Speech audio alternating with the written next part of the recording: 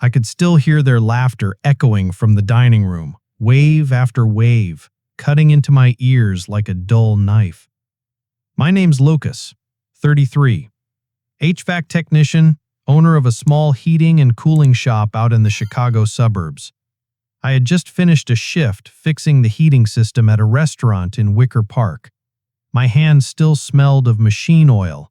Sweat clung to me, my jacket stained in patches. This Thanksgiving, I thought it would be different. I brought a cheap bottle of wine with me, thinking maybe it wasn't fancy, but at least it meant something. I have hoped to sit at the table, to laugh along, to hear Chloe talk about NYU, to taste that perfectly browned turkey Mom always bragged about. But all that hope exploded in a single moment. Through the glass door, I saw Chloe, my little sister, tilting her head back, laughing with Daryl, her rich boyfriend. "I swear I'd never tell anyone he's my brother," Chloe said, her dark red lips curling into a smirk. "An HVAC guy? Please. I just tell people my parents paid my tuition, and he's just there." Someone burst out laughing. Wine sloshed in their glasses. I stood frozen.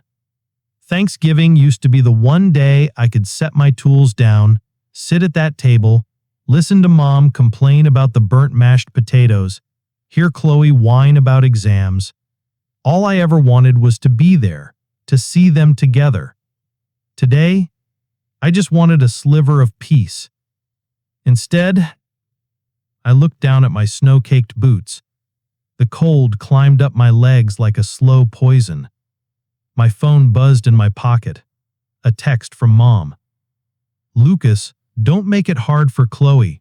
Can you just let it slide today? She's trying to impress Daryl's family." I read it over and over.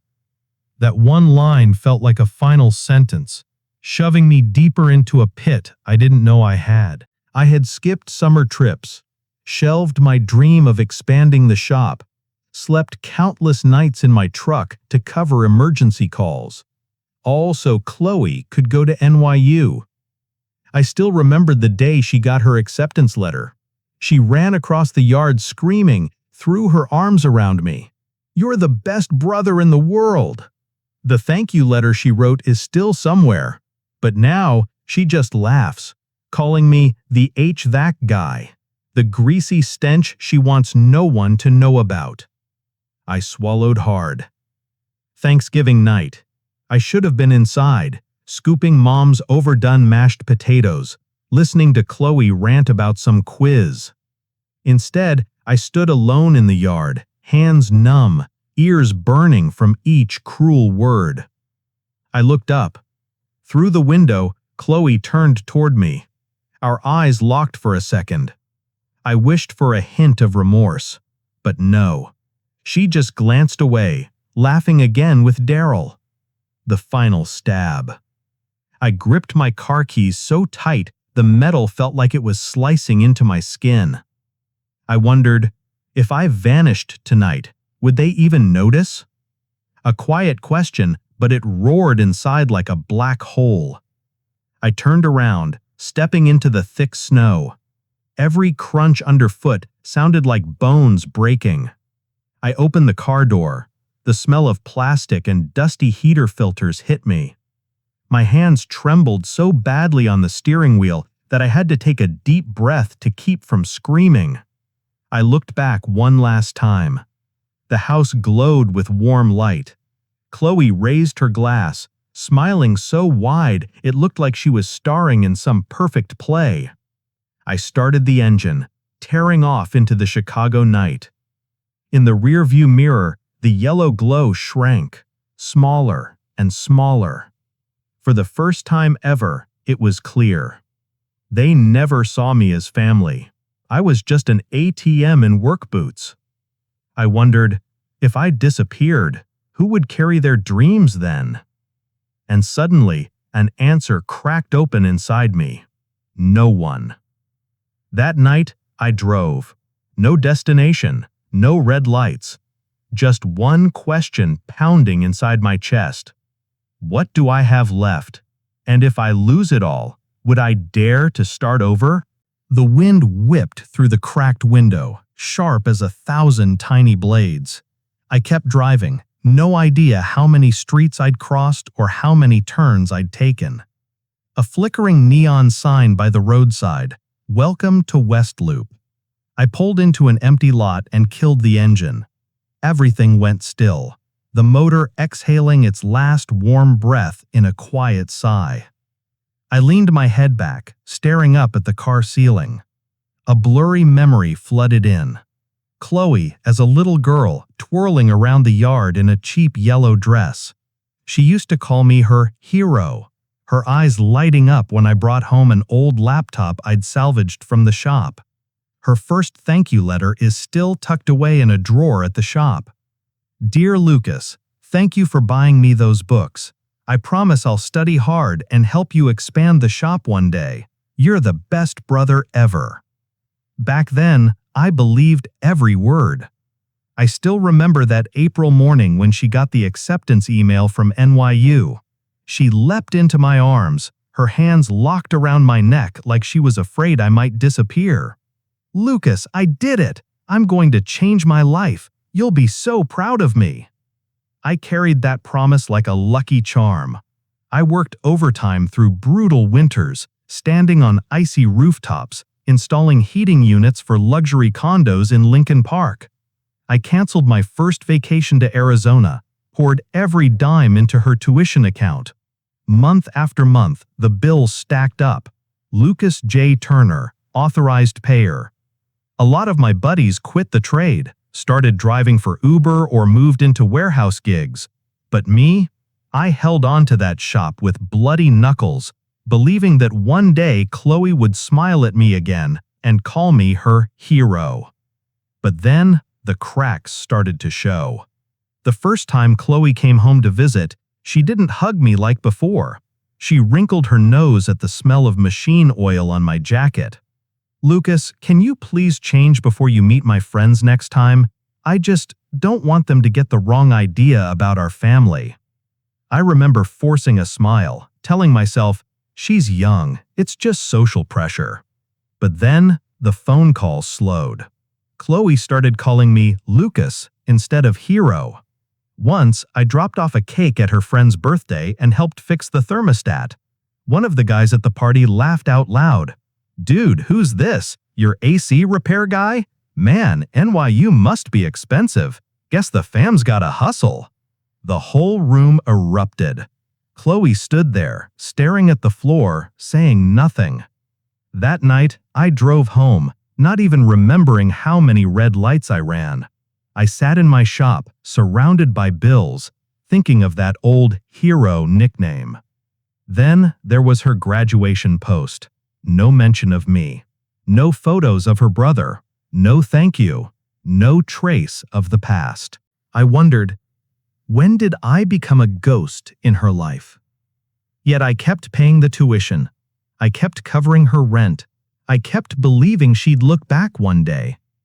I was never good at saying no. All I knew was working, paying, surviving. My friends called me a fool. One of them joked, "Man, you're basically an ATM with a heartbeat." I laughed it off, but every word dug straight into my chest. I believed family was everything. I thought if I just gave enough, endured enough, one day they'd understand. But that Thanksgiving night, that look in Chloe's eyes through the window, I realized then. All the moments before were signs, signals I deliberately ignored. Tonight, I sat in my truck, fingers brushing an old scrap of paper. That thank you letter from 10 years ago, the ink smudged from sweat and snow. I wanted to believe she was still somewhere in there, the little girl in the yellow dress, calling me her hero. But now, there was only Chloe in that bright house, raising her glass to the rich crowd, calling me the AC guy. I asked myself, if I stopped paying, what would happen? If I stopped being the foundation, would they even stand? That question clawed at my throat, impossible to swallow. I slipped the letter back into my pocket, gripping the steering wheel. Chicago's night stretched on, the snow piling up, thicker by the minute. And for the first time, I felt terrified, but also strangely light. Because I started to understand. If I ever wanted to find myself again, I had to step out of this loop. I had to walk away, even if the cold cut me to the bone. The road ahead stretched out, like an invitation. I wondered, would anyone walk with me if I had no more money to fund their dreams? And the answer was still waiting somewhere beyond the snow. I got home just as the dashboard clock flicked over to 2:07 a.m. I couldn't remember how long I'd been driving. My eyes burned, my hands were stiff as frozen metal. I stepped into my tiny third-floor apartment, the place always reeking of old paint and echoing with the groans of aging pipes. I collapsed onto my worn-out sofa. The lamp cast a pale yellow glow over a tower of unpaid bills stacked high like a miniature skyscraper. I hunched over, pulling out a thick pile of papers from the drawer. They were all Chloe's tuition receipts. Every bold paid stamp, every click of that payment button. I thought I was nurturing a beautiful dream. The day Chloe started school, she sent me a selfie with a message. "Lucas, I promise I won't let you down. I'll make it big, and then we'll travel all across America together." I saved that photo as my phone wallpaper for 2 years. But now, my wallpaper was the HVAC shop logo I designed myself after Chloe started drifting away. I reached for my laptop. The student portal opened, that familiar line at the top. Authorized payer, Lucas J. Turner. I froze. My heart pounded so loud I could hear it echo in my chest. Mom's voice replayed in my head. "Lucas, don't make things hard for Chloe. Just endure it for her future." Her future, but what about mine? I looked at the giant number on the screen. $24,500, her next semester's tuition. I hovered over the button, Remove Payment Method. A tiny pop-up appeared.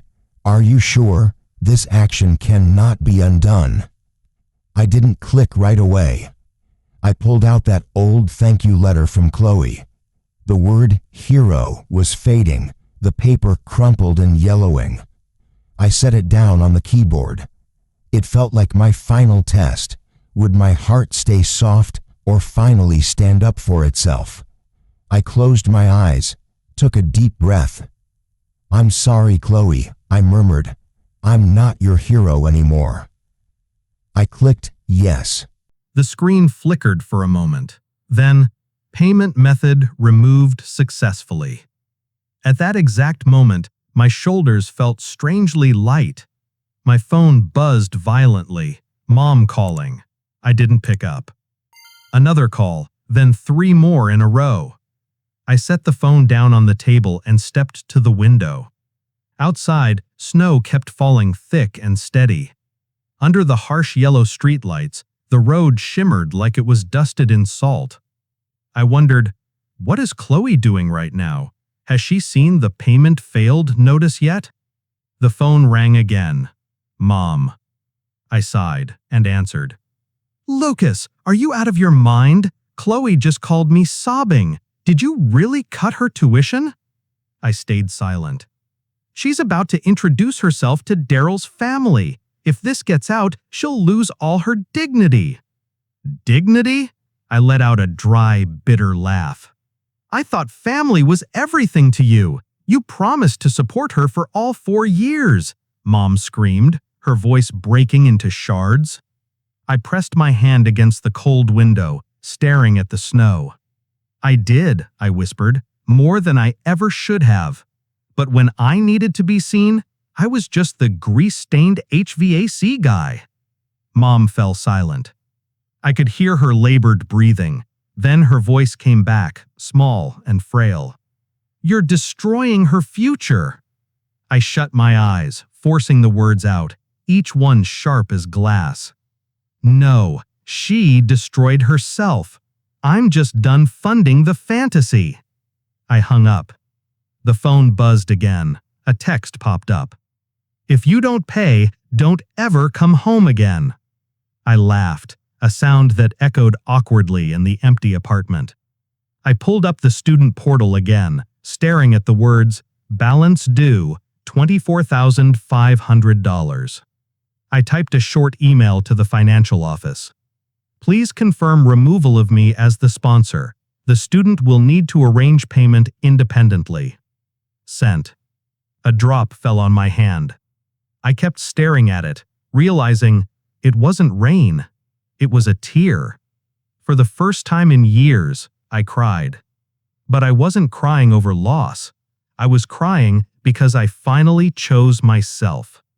Outside, the snowplow clattered by, its lights smudged into soft shapes through the window, like an unfinished dream. I wondered, when she loses that hero safety net, how will Chloe stand on her own? And the answer, I knew, was coming soon. I woke up late the next morning. My head throbbed like I'd just weathered a blizzard inside my skull.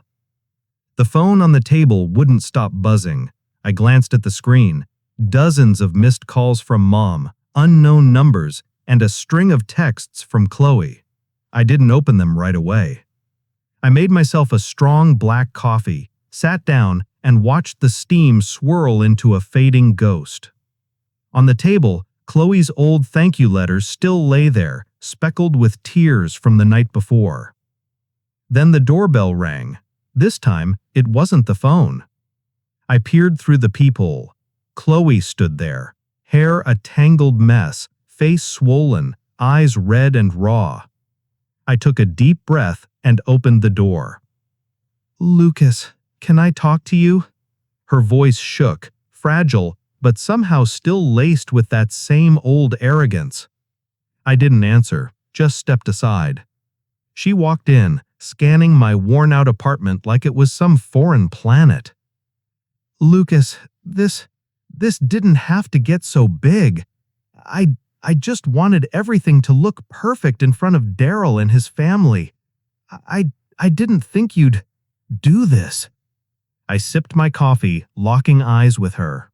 "Perfect?" I repeated, my voice low and steady. "Perfect means erasing me from your life? Wiping out everything I sacrificed for you these past 4 years? Turning me into just the greasy HVAC guy so you could brag to your rich friends?" Chloe shook her head frantically. "No, I was scared they wouldn't accept me. You know how this society is. Everyone cares about appearances." I let out a dry laugh. "I thought you were stronger. I thought you'd have the courage to say, 'I have an amazing brother, even if he doesn't wear a suit, even if he smells like machine oil.'" She stood frozen, eyes darting around the room like she was searching for an escape hatch. I still appreciate you," she stammered, "but you have to understand, I need to maintain my image. I can't lose this opportunity." I slammed the coffee cup down on the table. "Opportunity?" I spat. "The opportunity to live off my money? The chance to stand on my shoulders and then spit down on me? Aren't you ashamed?" She stared at me, lips quivering, but no words came out. My phone buzzed again. I glanced. Daryl. I hit decline. Suddenly, Chloe lunged forward, grabbing my arm. "Lucas, please don't destroy my life. I need this semester. I'm so close to graduating. I swear I'll pay you back. I'll tell Daryl the truth. Just help me this one last time." I looked down at her hand, those same fingers that once wrote thank you letters, now clawing at me like talons. I pried her fingers off, one by one, slowly and deliberately. "Chloe, I kept my promise for 4 years. What about yours?" She burst into tears, sobs echoing through the small apartment. I felt nothing. I walked to the table, picked up that old thank you letter, and placed it in her hands. Remember this? Back then, you didn't need to hide. You knew exactly who stood behind you." She stared at the paper, tears streaming down her cheeks. "What do you want from me? What will it take for you to forgive me?" she choked out. I looked her straight in the eyes. "I don't need an apology. I just want you to stand on your own. Face life. Know me, know my money. You still have your legs. You still have chances. You choose." Chloe looked up, her tear-streaked face twisted in anger and desperation. "You're so cruel," she hissed. "You're abandoning me when I need you most. You're a coward." I smiled. A sad, peaceful smile. "I'm not abandoning you. I'm giving your life back to you. From now on, it's yours to handle." She staggered backward, clutching the letter, trembling. I pointed to the door. "Go. I need quiet." She paused at the doorway, turned back one last time.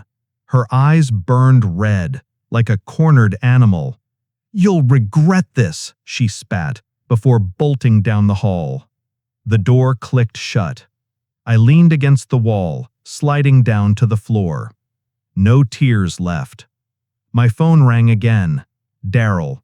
I answered. "Lucas, this is Daryl. I don't even know what to say. I just found out everything. Chloe, she hid it all from me." I stayed silent. "You know, I used to think she was this perfect person. Now, I just feel duped." He exhaled heavily on the other end. "I'm sorry. I know you don't need my apology, but thank you for being honest. I'll handle my side." The call ended. I set the phone down and closed my eyes. I didn't feel relief, not right away. There was just this vast emptiness, deep and endless, waiting for me to step into it. But for the first time, I felt like I was finally standing on my own 2 feet, no longer tethered to anyone's dreams but my own. I wondered, what will tomorrow bring? Will they come for revenge, or just vanish from my life completely? And the answer, I knew, was coming very soon. I woke up the next morning with a strange feeling. Not exactly peace, but the crushing weight on my chest had finally lifted, just enough to let me breathe. I made a cup of strong black coffee and opened my laptop. My inbox was flooded with unread emails, from the university, from mom, from distant relatives. The subject lines all looked the same. "Save Chloe. You're heartless. Family is everything." I clicked through them one by one. Accusations, insults, begging pleas. I let out a quiet laugh. Just a few days ago, each message from them would have sent me into a spiral. Now, all I felt was emptiness. I typed a single line in reply to all of them. "I'm done. Don't contact me again." Then I shut off the Wi-Fi. The notifications stopped. The room fell into a deep, eerie silence. Outside the window, snow fell in thick, pure sheets. I looked down at the table. There was my old draft for the new shop logo, Turner HVAC and Sons. I had been planning to expand for years, but never dared, always funneling every penny into Chloe's dreams. I picked up a pen and drew a few bold strokes. I crossed out "and Sons." Now, it was just Turner HVAC. I smiled. 3 weeks later, the new shop officially opened. I had converted an old warehouse into a spacious facility, complete with a waiting area, a technical training section, and a guest lounge. On opening day, I hung the sign myself. Someone snapped a photo of me on a ladder, drill in hand, snow dusting my hair. A regular customer posted it online. The post went viral. A week later, the Chicago Tribune published a short piece. "HVAC tech disowned by family builds his own empire." My phone blew up. New appointments, business proposals, even vocational schools inviting me to speak. One afternoon, as I was checking a client's heating system, my manager came running over. "Lucas, someone sent you a handwritten letter." I took the envelope. The handwriting was familiar. Chloe. My hand trembled as I opened it. Lucas, I dropped out of NYU. I moved back home. I lost Daryl. Lost all my friends. Everything you warned me about, you were right. I don't expect forgiveness. I just want you to know, I'm sorry. I'll move forward on my own now, without leaning on you. If one day you're willing to hear my side, I'll be waiting. I folded the letter and leaned against the workbench. The feelings didn't crash over me like waves this time. They just rippled, quietly, gently. I gathered all her old letters, her first thank you note, tuition receipts, even that late-night email promising to pay me back. I clipped them together, sealed them in a new envelope.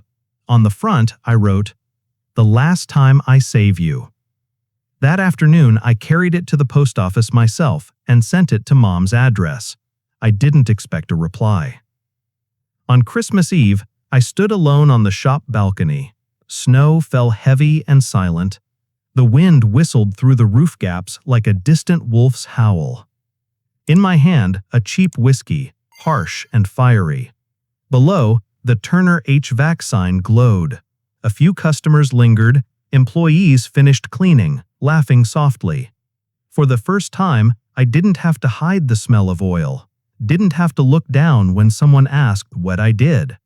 For the first time, I felt proud. My phone buzzed, a message from an old client. "Merry Christmas, Lucas. You're the best technician I've ever met. Don't let anyone tell you you're not enough." I let out a laugh, tilted my head back to look at the white sky. "Limits aren't betrayals. Limits are lessons to rise again," I whispered. I took another sip of whiskey, let the burn flood down my throat and warm my chest in that snowy night. I don't know what Chloe will become. I don't know what will happen to my family. But one thing was certain. I was no longer an ATM with a heartbeat. I was Lucas Turner, an HVAC technician, a man who saved himself. And tonight, as the snow blanketed my shop's roof, I knew I had won. Not against them, but against my own deepest fears. If someone out there is wandering, trapped in a family that treats them like a walking wallet, if someone is still torn between love and dignity, I just want to ask, will you keep enduring, or will you dare to stand up like I did?